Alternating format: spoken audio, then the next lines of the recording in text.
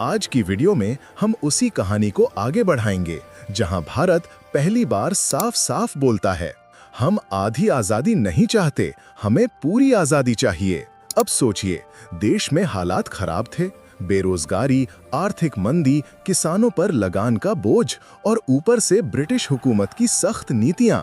ऐसे माहौल में जवाहरलाल नेहरू और सुभाष चंद्र बोस जैसे युवा नेता कांग्रेस को नई दिशा देना चाहते थे।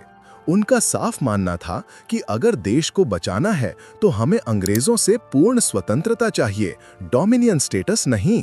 लेकिन तभी एक दिलचस्प घटना हुई। 31 अक्टूबर 1929 को वाइसरॉय इरविन ने एक घोषणा की, भारत को डोमिनियन स्टेटस दिया जा सकता है, लेकिन कब, ये बाद में बताएंगे। अब जरा आप ही बताइए, अगर आपको कहा जाए कि तोहफा दूंगा लेकिन कब दूंगा ये मत पूछना, तो आप क्या सोचेंगे? इसी तरह कांग्रेस का युवा वर्ग भी इस आधी अधूरी घोषणा से बिल्कुल प्रभावित नहीं हुआ। देश को वक्त चाहिए था, बहाने नहीं। इसी पृष्ठभूमि में दिसंबर 1929 में कांग्रेस का ऐतिहासिक अधिवेशन हुआ, लाहौर में। यहाँ अध्यक्ष चुने गए जवाहरलाल नेहरू, और यहीं उन्होंने वो मांग रखी जिसने भारत का भविष्य बदल दिया, पूर्ण स्वराज। नेहरू का भाषण आज भी रोमांच भर देता है।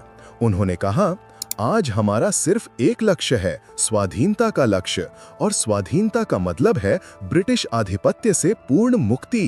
कांग्रेस ने पूरी शक्ति के साथ नेहरू की बात को स्वीकार कर लिया और इतिहास में पहली बार ये ऐलान हुआ, 26 जनवरी 1930 को स्वतंत्रता दिवस मनाया जाएगा। अभी जिस 15 अगस्त को हम आजादी का दिन समझते हैं, उस समय लोगों के दिलों में 26 जनवरी की अलग ही चमक थी। यही वो दिन था जब भारत ने दुनिया को बताया, हम अंग्रेजों से अब किसी तरह की अधूरी आजादी नहीं लेंगे। फिर आता है साल 1929 का आखिरी दिन, 31 दिसंबर।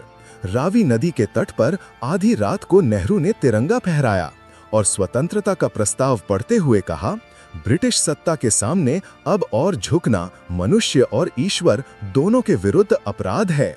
जरा सोचिए, उस रात ठंडी हवा चल रही होगी, अंधेरा होगा और बीच में तिरंगा सबसे ऊंचा लहरा रहा होगा। क्या वो पल सिर्फ एक घोषणा था? नहीं, वो भारत की धड़कन था।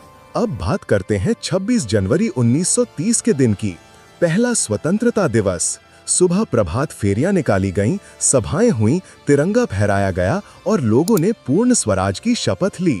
शपथ कुछ ऐसी थी, हमारा विश्वास है कि हर भारतीय को आजादी का अधिकार है। ब्रिटिश शासन ने इस अधिकार को छीन रखा है, इसलिए हमारा कर्तव्य है कि हम पूर्ण स्वराज प्राप्त करें। लोगों ने एक और महत्वपूर्ण वादा किया, कांग्रेस जो भी दिशा देगी हम उसका पालन करेंगे। उस दिन देश में एक नई चेतना जागी, एक नई ऊर्जा। लोगों ने सूत काता, अछूतों की सेवा की, हिंदू मुस्लिम एकता के लिए काम किया, और सबसे बड़ी बात, सबकी निगाहें एक ही नेता पर ठहर गईं, महात्मा गांधी। अब सवाल उठता है, 26 जनवरी के बाद आगे क्या हुआ? क्या देश इस ऊर्जा को किसी बड़े आंदोलन में बदल पाया? क्या गांधी जी ने सच में पूरा संघर्ष शुरू किया? इन सभी सवालों के जवाब लेकर हम पहुंचेंगे अगली वीडियो में, जहां आप जानेंगे कि स्वतंत्रता दिवस मनाने के बाद गांधी जी ने कैसे